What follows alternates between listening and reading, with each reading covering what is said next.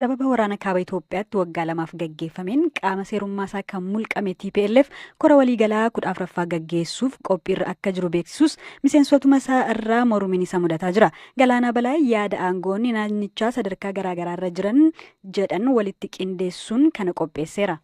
Namoota koricha irratti hirmaatan filachuudhaaf naannicha keessatti bakkeewwan garaagaraatti walga'iin gaggeeffamaa kan jiru yoo ta'u, kaan isaanii korri waliigalaa kan gaggeeffamneef murtee dabarsanii jiru. Kanneen morman keessaa godinni kibba Tigraay tokko yoo taatu, aanota godinichaa 14 keessaa 12 yeroo kanatti TPLF kora waliigalaa gaggeessuu hin qabu jechuun murteessan.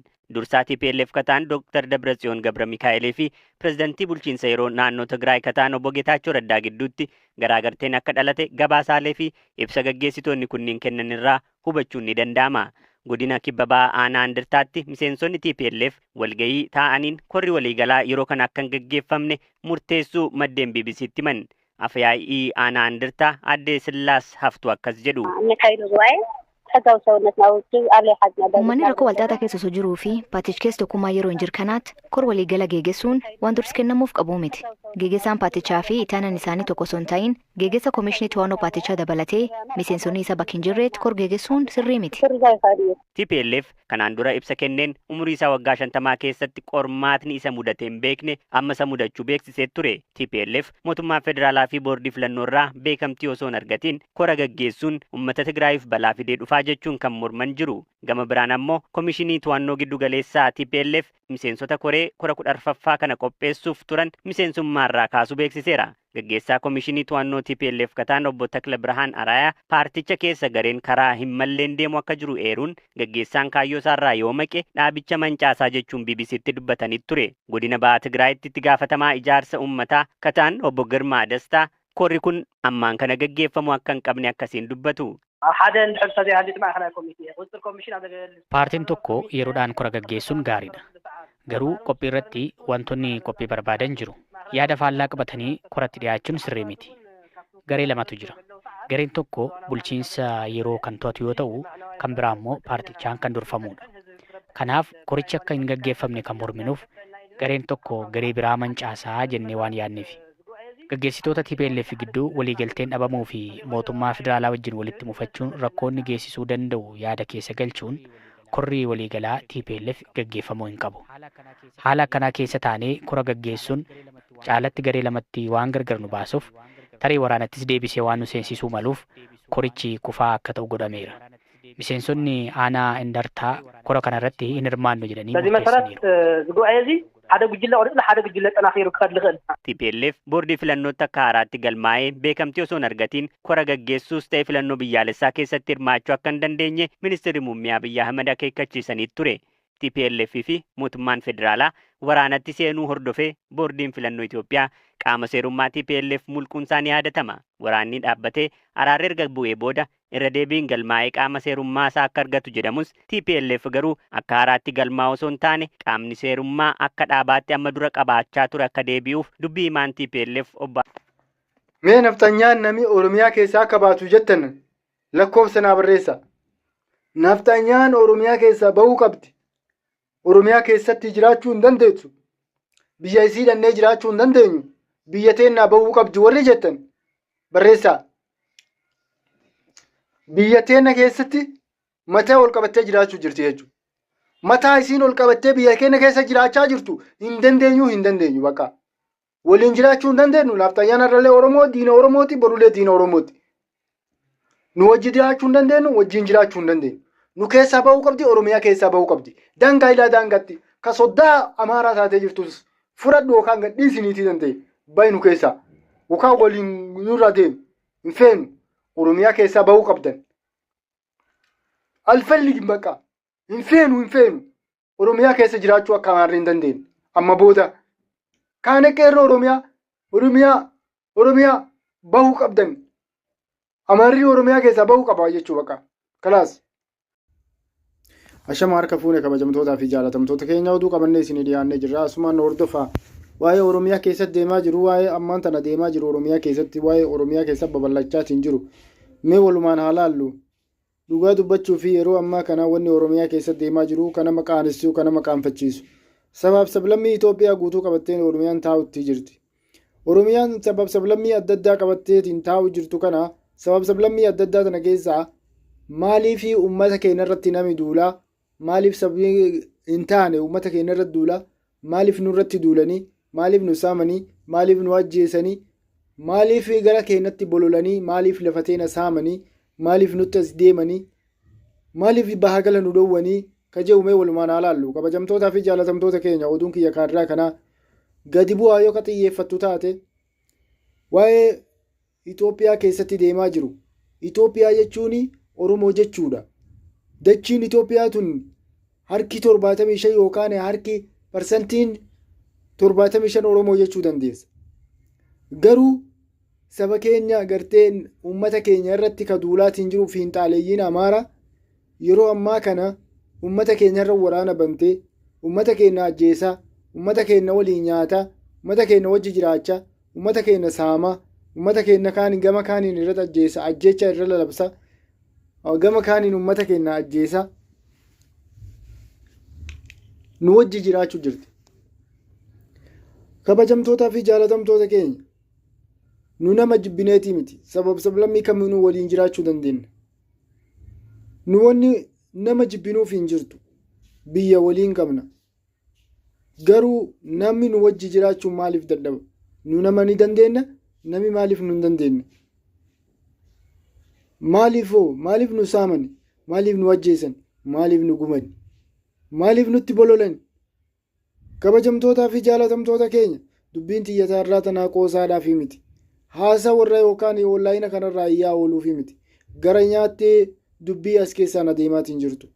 Hedduu garaana nyaatteetiin jirti. Fakkeenya yoo fudhanne uummanni Amaaraa parsantii hagamiin Oromiyaa keessa jiraatu jira. Naannoo ilaa daannootti Oromiyaa keenya ilaa daangaatti bakka Amaarri keessa hin jirre hin jiru. Naannoo hunda keessatti godina hunda keessatti saba keenya kutaa 11 hunda keessatti Amaarri ni argama. Nama keenya hunda waliin wal keessa lixee taa'utti jira. Kabajanii teessisuu jiran jechuudha. Ulfinna kennanii fi mana gadi bahanii manatti ol galchanii wajji jiraachuu jiran jechuudha. Uummata keenya ka Oromoo dhugaa dubbachuuf mana gadi baatee ol dabarsitee manatti kabachiisuun kan kee booda salphina akkasii ta'uu beeki. Yeroo ammaa kana fiinxaaleeyyiin Amaaraa humni faannoo jee ofii yaamu kun eenyuun bobba'ee galu jira, eenyuun jiraatu jira, saba kamiiniin jiraatu jira, eenyutu qarqaaru jira, eenyutu bira dhaabbachuu jira, eenyutu quuqamuufi jira ni beeyta. Sabuma si keessa taa'ee si nyaatee, si fakkaatee, si fira si fakkaatee, si wajjin nyaatee, si wajjin dhuge, ani badee osoo waynee osoo inni jiru sirratti dalagutti jira. Ati garuu ofirraa beekuu hin dandeenye. Sana ajjeese malee aanan ajjeefne jetta. Kabajamtootaa fi jaalatamtoota keenya dhugaa dubbachuuf ani akka mataa kiyyaatitti, akka yaada gabaabina kiyyaatitti, akka sammuu hanqina kiyyaatitti ani beekumsa hin qabu. Kabajamtootaa fi jaalatamtoota kiyya. An garuu wanni addunyaa tanarraa jaaladhu yoo taate waa'ee amantii kiyyaatiin alatti uummata saba kiyyaati. Sabni kiyyaa silaa bakka gaarii takkanaa jiraate, bakka gaarii rakkoo takkaan malee jiraate, raahaa addunyaa tanaa hunda keessa naa jiraate hedduu takkaan gammada ture. Kabajamtootaa fi jaalatamtoota keenya garuu sabni kiyya hedduu rakkateetiin jira. Sabni keenya ka Oromoo rakkataan akka saba keenyaa hin jiru. Gosa xiqqoo hanqanne, gosa guddoos hanqanne. Nu gosa addunyaa tanaatii olitti namni akka keenyatti baay'ina qabu hin jiru. Waa hundaaniin haleelamne, waa hundaaniin rakkanne, waa hundaaniin salphatu jira. Tokkoffaa irratti kan nu hanqisaa jiru, ka bakka nu hanqisaa jiru, ka jiruu nu dhowwaa jiru tokkummaa keenya, wal qoqqooduu keenya, wal salphisuu keenya, wal odeessuu keenya, wal kijibuu keenya, waliif yaaduu dhabuu keenya, wal qarqaaruu dhabuu keenya. Adda wal qooduu yoo adda wal qoonne, yoo naannoo wal qoonne, yoo godinaa wal qoonne, yoo balbalaa wal qoonne, yoo jiruma tanaayyuu tokko tokko wal baafnee wal cirree wal qoonne dalagaa eenyuufiif taana. Yoo yayyiin nu nyaatte malee maaltu nu baame Oromootiyya yaa qaaliiwwan kiyya. Kabajamtootaa fi jaalatamtoota keenya nu yeroo ammaa gisee tokko taanu, gisee tokkummaan dubbannu, gisee naannootii miti, gisee balbalaatii miti, gisee gosa takkaatii miti, gisee biyya takkaatii miti. Akka naannoo keenyaatti, akka naannoo Oromiyaatitti. Nu nama uummata kana uummata Oromiyaa bira kutee addunyaafuu fakkeenya ta'u. Uummata keenya kabajamoo fi jaalatamoo. Nami baratee jiru, nami barumsa qabu fi nami beekumsa qabu. Gaafa ati qabamtee, gaafa diinaan saamamtee, gaafa diinaan haleelamtu. Maqaa eenyuutiin haleelamta? Gosummaa keetiin haleelamta moo? Balbala keetiin haleelamta moo? Ganda keetiin haleelamta moo? Oromummaa keetiin haleelamta? Kabajamtootaa fi jaalatamtoota keenya oduun kiyya ka guyyaa har'aa gara nyaattee guyyaa har'aa irraan dhufee.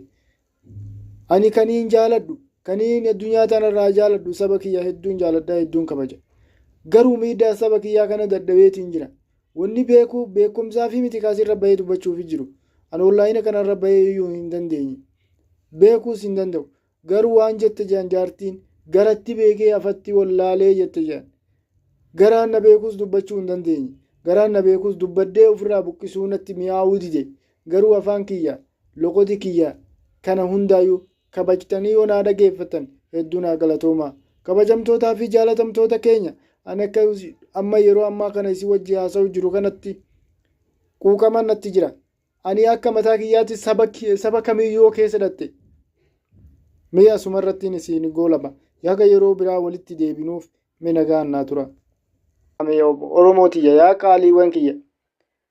Kabajamtootaa fi jaalatamtoota keenya nu yeroo ammaa gisee tokko taanu, gisee tokkummaan dubbannu, gisee naannootii miti, gisee balbalaatii miti, gisee gosa takkaatii miti, gisee biyya takkaatii miti. Akka naannoo keenyaatti, akka naannoo Oromiyaatitti.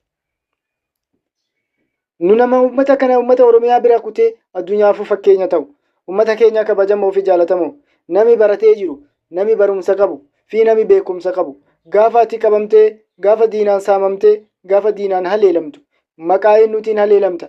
Gosummaa keetiin haleelamta moo? Balbala keetiin haleelamta moo? Ganda keetiin haleelamta moo? Oromummaa keetiin haleelamta? Kabajamtootaa fi jaalatamtoota keenya oduun kiyya ka guyyaa har'aa gara nyaattee guyyaa har'aa irraan dhufe. Ani kaniin jaaladhu, kaniin addunyaa tanarraa jaaladhu saba kiyya hedduun jaaladhaa hedduun kabaja. Garuu miidhaa saba kiyyaa kana dadhabeetiin jira. Wanni beekumsaa fi miti kaasirra bahee dubbachuuf jiru. Ani onlaayina kanarra bahee iyyuu hin dandeenye. Beekuus hin danda'u. Garuu waan jette jaan jaartiin garatti beekee afatti wallaalee jette jaan. Garaan na beekuus dubbachuu hin dandeenye. Garaan na beekuus dubbadhee ofirraa buqqisuu natti mi'aawuu dide. Garuu afaan kiyya, loqoti kiyya kana hundaayyuu kabajtanii yoo naa dhageeffatan hedduu naa galatoomaa. Kabajamtootaa fi jaalatamtoota keenya ani akka amma yeroo ammaa kana isin wajji haasa'u jiru kanatti quuqaman natti jira. Ani akka mataa kiyyaatti saba kamiyyuu keessa dhatte. Mee asumarrattiin isin goolaba. Yaga yeroo biraa walitti deebinuuf mee nagaan naa tura.